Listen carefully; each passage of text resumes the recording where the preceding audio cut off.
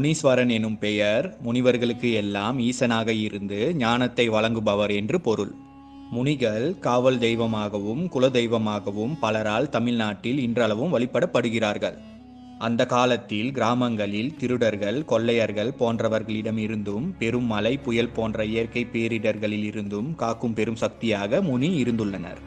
முனி, முனியாண்டி, முனீஸ்வரன் என்றழைக்கப்படும் பல காவல் தெய்வங்களில் மிகவும் சக்தி வாய்ந்தவராக கருதப்படுபவர் ஜடாமுனீஸ்வரர் ஆவார். ஜடா என்றால் விரிந்த சடை என்று பொருள்படுகிறது. விரிந்த சடையுடன் இவர் காட்சி தருவதால் ஜடாமுனி என அழைக்கப்படுகிறார். இவர் தலைவிரி கோலமாக சுடுகாட்டு சாம்பலை உடலில் பூசிக்கொண்டு, கொடிய பாம்பை கழுத்தில் மாலை போல அணிந்து கொண்டு, கையில் பலவித ஆயுதங்களை ஏந்தி கொண்டும் தவறு செய்பவர்களை அச்சம் கொள்ள வைக்கும் அகோர உருவத்தில் காட்சியளிக்கிறார். ஜடாமுனீஸ்வரர் மாய ஜடாமுனி, ஜல ஜடாமுனி, மலை ஜடாமுனி, குகை